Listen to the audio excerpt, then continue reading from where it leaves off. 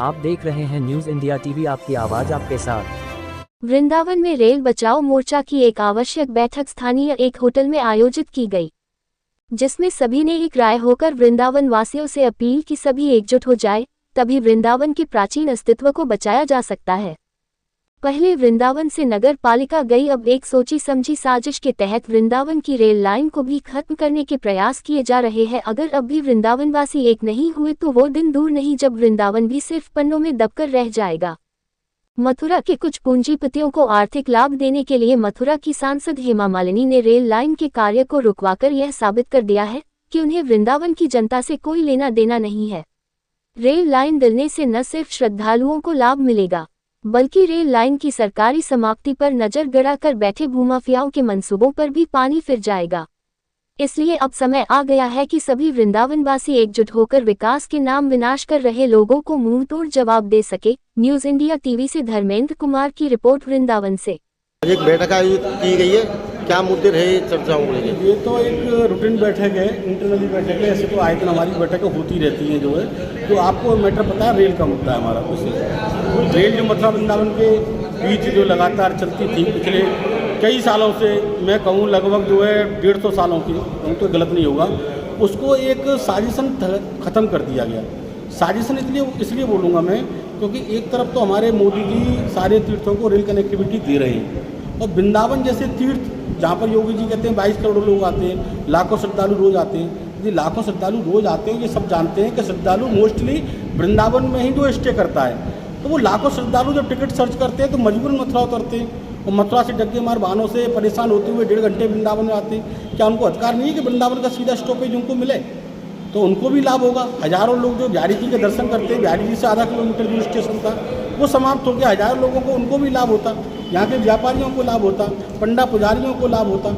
इस रेल से बहुत लाभ थे सरकार को भी, और यहाँ के स्थानीय निवासियों को भी, और पर्यटकों को भी। इस बात को समझना चाहिए, प्रशासन को भी समझना चाहिए और सरकार को भी समझना चाहिए। जो गलती हुई है उस गलती को हमें सुधार करना चाहिए, और ये जो रेल सेवा है इसको अतिशीघ्र बहाल करना चाहिए, और केवल वृंदावन मथुरा वृंदावन तक इसको सीमित नहीं रखें। ये सेवा वृंदावन से अन्य शहरों से जुड़नी चाहिए, जिससे सरकार को बड़े राजस्व की प्राप्ति हो।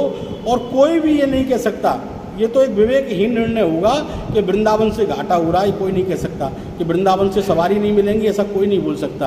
अगर कोई मान लो रेल अधिकारी ऐसी बात करते हैं, या मान लीजिए हमारे नेता ऐसी बात करते हैं, तो मैं रेल अधिकारी बोलूँगा कि कमी रेलवे के संचालन में है। यदि वृंदावन से आपको सवारी नहीं मिलती और वृंदावन से घाटा हो रहा है, तो ज़रूर आपके संचालन पर ही प्रश्न चिन्ह उठते हैं। यहाँ गलती वृंदावन वालों की नहीं है। तो उस मोर्चे को कैसे अंजाम देना है और आगे इस लड़ाई को कैसे बढ़ाना है, उसी को लेकर के आज ये बैठक आउट की गई है। सभी लोग यहाँ पर अपने अपने विचारों को रख रहे हैं। आगामी 16 तारीख के विषय में सबको पता है। 16 तारीख को हमारा एक आंदोलन है, प्रदर्शन है, जो पहले 22 को हुआ था, उसको थोड़ा बड़ा रूप से करने में 16 तारीख को करेंगे। और ये लड़ाई जब तक चलेगी जब तक कि सरकार हमारी बातों को नहीं मान लेती।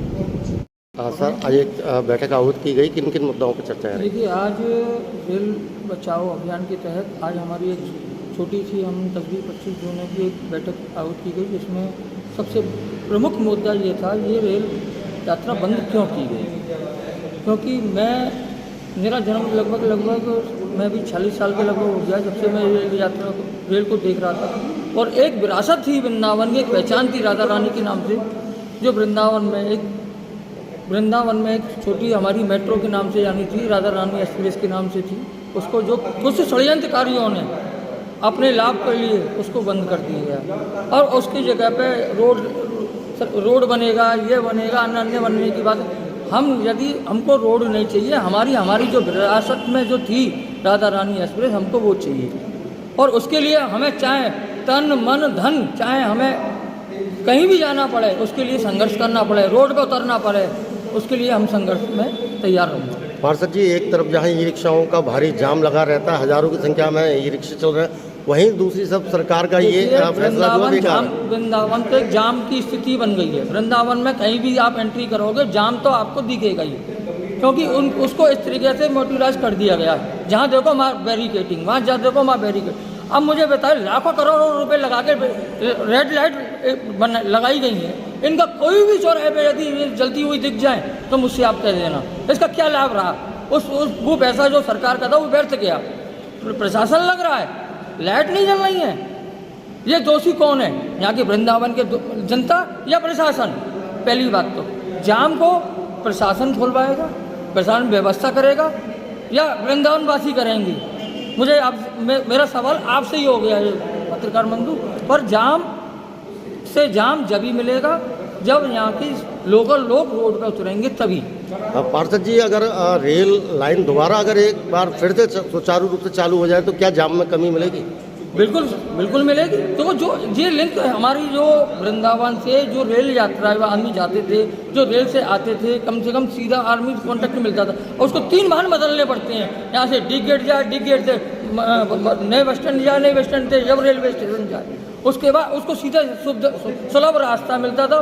बैठने में एक look wise Radha Rani express मिलती थी उसको देखने के बाद, और हमारी पुरानी विरासत चली आ रही थी। उसको एक दर्शनीय सी वृंदावन में पहली बात जो है वो थी।